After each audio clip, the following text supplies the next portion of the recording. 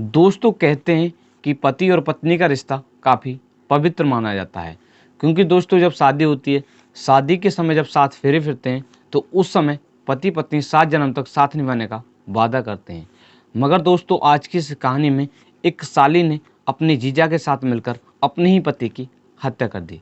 Hello नमस्कार साथियों, मैं केशव सैनी आपके सामने एक नई स्टोरी लेकर आया हूँ। दोस्तों आज की जो कहानी है वो है मोतिहारी की। बिहार में एक ज़िला पड़ता है मोतिहारी, और उस ज़िले में एक थाना पड़ता है पगड़ी दयाल, और उस थाना क्षेत्र में एक गांव पड़ता है सिरहा। उस गांव का रहने वाला एक व्यक्ति होता है, जिस व्यक्ति का नाम होता है राजेश। दोस्तों जो राजेश होते हैं उनके पिताजी का नाम होता है कपिल देव। दोस्तों जो राजेश होते हैं वो मुंबई में रहकर एक दवाई की दुकान चलाया करते थे। उससे जो भी पैसे कमते थे वो उससे अपने घर का खाना खर्चा चलाया करते थे। इस घटना से कुछ दिन पहले 7 मार्च सन 2024 को जो राजेश होते हैं उनकी एक ज़िला पड़ता है पूर्वी चंपारण, और उस ज़िले में एक थाना पड़ता है मधुबन। उस थाना क्षेत्र में एक गांव पड़ता है टीकम। उस गांव में रहने वाली एक लड़की होती है, जिस लड़की का नाम होता है प्रियंका। प्रियंका के साथ शादी होती है। दोस्तों जो प्रियंका होती है वो जो टीकम गांव होता है उस गांव में इस घटना से लगभग 4 साल पहले से वो अपने जीजा के यहाँ पर, या कह सकते हैं बड़ी बहन के यहाँ पर रह रही थी। दोस्तों इसी तरह से वो वहाँ पर रह रही थी, और उसके जो जीजा होते हैं वो अपनी साली की शादी कराते हैं। दोस्तों शादी हो जाती है, उसके साथ शादी होती है। मगर दोस्तों जो राजेश होते हैं, राजेश को ये पता नहीं होता है कि उनकी पत्नी का शादी से लगभग 4 साल पहले से जो उसके जीजा होते हैं, जीजा के साथ प्रेम प्रसंग चल रहा होता है। दोस्तों जब इनके प्रेम प्रसंग के बारे में जो उसकी बड़ी बहन होती है उसको पता चलता है तो वो आत्महत्या करने का प्रयास करती है। दोस्तों जो गांव के लोग होते हैं वो उसको समझाते हैं, समझाने के पश्चात वो उनकी बात मान लेती है।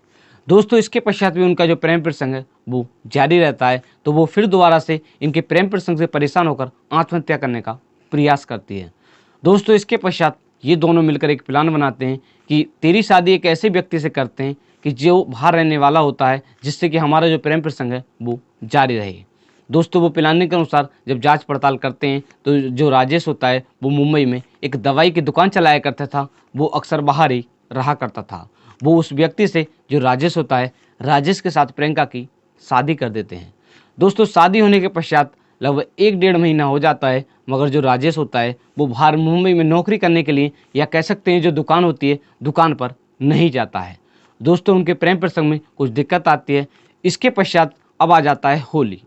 दोस्तों होली पर जो शंभू होते हैं, जो उसके जीजा होते हैं, वो उसको लुभाने के लिए राजेश के घर पर जाते हैं।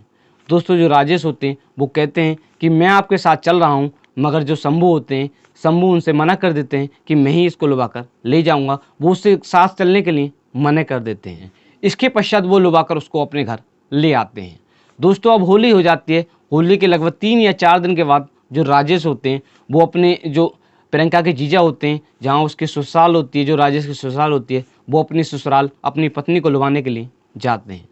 दोस्तों जाने के पश्चात वो अपनी पत्नी को लुभाकर ले आते हैं, और इसी बीच उनकी आपस में वहीं पर कुछ झगड़ा होता है। जो उसके जीजा होते हैं, जिसका नाम होता है शंभू और राजेश में झगड़ा होने के पश्चात वो अपनी पत्नी को लेकर अपने घर आ जाते हैं। दोस्तों यहीं से जो राजेश होते हैं उनको अपनी पत्नी पर कुछ शक होता है।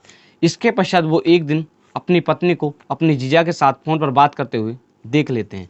इसके पश्चात वो अपनी पत्नी को डांटते हैं और समझाते हैं, मगर इसके पश्चात भी उनका जो प्रेम प्रसंग है वो जारी रहता है। दोस्तों आए दिन इसी बात को लेकर उनके घर में झगड़ा हुआ करता था। दोस्तों उनकी जो पत्नी होती है वो अपने पति से इतने परेशान हो जाती है, क्योंकि वो उनके प्रेम प्रसंग में बीच में बाधक बन रहा था।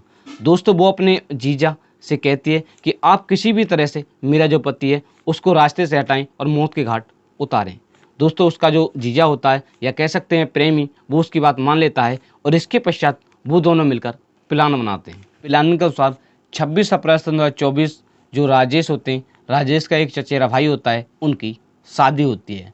दोस्तों एक ज़िला पड़ता है मुजफ्फरनगर, और उस ज़िले में एक थाना पड़ता है कांटी, और उस थाना क्षेत्र में एक गाँव पड़ता है बगटपुर।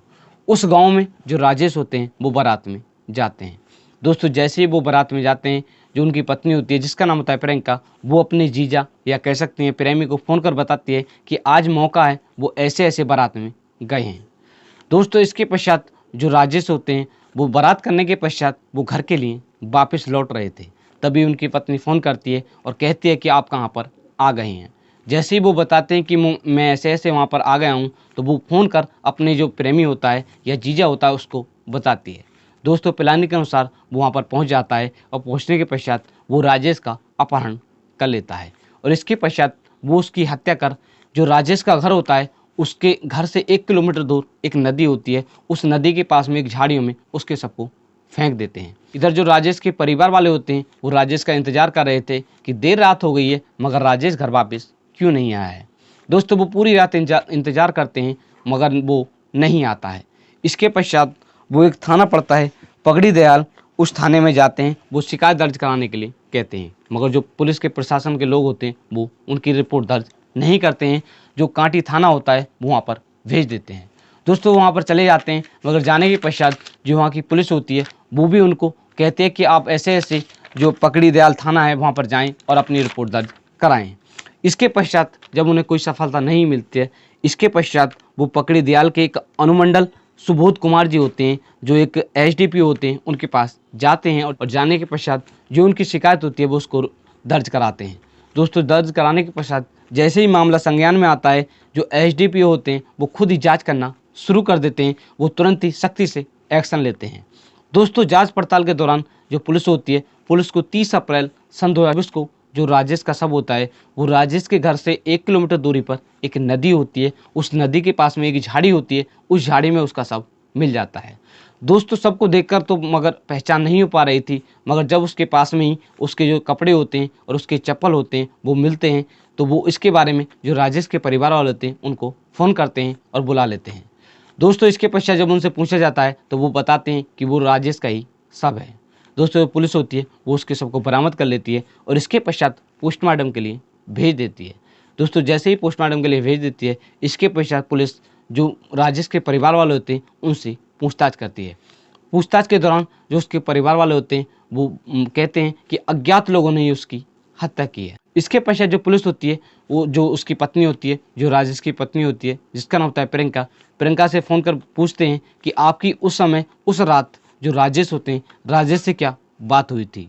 दोस्तों वो मना करती है और इसके पश्चात जो पुलिस होती है वो एक नई तरीके से जांच पड़ताल करना शुरू कर देती है और जो प्रियंका का फ़ोन होता है उसकी कॉल डिटेल चेक करती है। दोस्तों वो वैज्ञानिक तरीके से उसकी जो फ़ोन की कॉल डिटेल होती है उसको चेक करते हैं। चेक करने के पश्चात उसमें पता चलता है कि उसकी उस रात एक व्यक्ति होता है जिसका नाम होता है शंभू, उससे लगभग 17 या 18 बात होती है। इसके पश्चात जो पुलिस होती है वो उसकी पत्नी जिसका नाम होता है राजेश की पत्नी को जिसका नाम होता है प्रियंका को शक के आधार पर गिरफ्तार कर लेते हैं। गिरफ्तार करने के पश्चात जो पुलिस होती है वो उससे पूछताछ करती है। दोस्तों पूछताछ के दौरान वो बार बार मना करती है और जब पुलिस उससे सख्ती से पूछताछ करती है तो वो इस जुर्म को कबूल कर लेती है और पूरी कहानी के बारे में बताती है। एसडीपीओ सुबोध कुमार जी ने बताया कि पुलिस ने 2 मई सन 2024 को इस केस का खुलासा कर दिया है।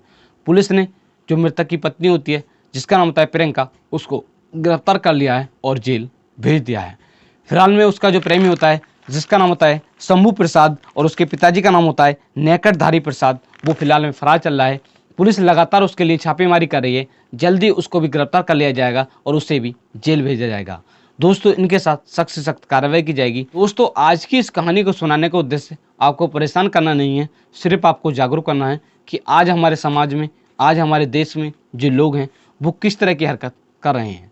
दोस्तों आज की इस कहानी में एक पत्नी ने अपने जीजा या कह सकते हैं प्रेमी के साथ मिलकर अपने ही पति की हत्या कर दी। दोस्तों कहा जाता है कि जब शादी होती है, शादी के समय जब साथ फेरे फिरते हैं तो उस समय पति पत्नी 7 जन्म तक साथ निभाने का वादा करते हैं। मगर दोस्तों आज की इस कहानी में एक पत्नी ने प्रेमी के साथ मिलकर अपने ही पति की हत्या कर दी। दोस्तों इस पत्नी को क्या सजा होनी चाहिए या आपकी क्या राय है कमेंट बॉक्स में कर सकते हैं। दोस्तों हमारा हर एक कहानी को सुनाने का उद्देश्य यही रहता है कि आपको इसके प्रति जागरूक करना है कि आप भी इस तरह का कोई कदम ना उठाएं। दोस्तों अगर आप हमारे YouTube चैनल पर पहली बार आए हो तो चैनल को सब्सक्राइब करें, वीडियो को लाइक करें और शेयर करें। दोस्तों आज की जो कहानी है मैंने इस कहानी को पढ़कर तैयार किया है Hindustan news, Amar Ujala news, TV Navbharat news और हिंदी न्यूज़ 18 और लोकमत न्यूज़। इन सभी न्यूज़ से पढ़कर जो मैंने आपको ये कहानी सुनाई, इन सभी न्यूज़ से पढ़कर इस कहानी को तैयार किया था। दोस्तों इन सभी न्यूज़ का लिंक आपको वीडियो के डिस्क्रिप्शन में मिल जाएगा। दोस्तों आप सभी लोग मस्त रहें, स्वस्थ रहें। मिलते हैं आपको नेक्स्ट कहानी के साथ। अगर आपको वीडियो पसंद आई हो तो वीडियो को लाइक करें और शेयर करें। मिलते हैं नेक्स्ट कहानी के साथ। धन्यवाद।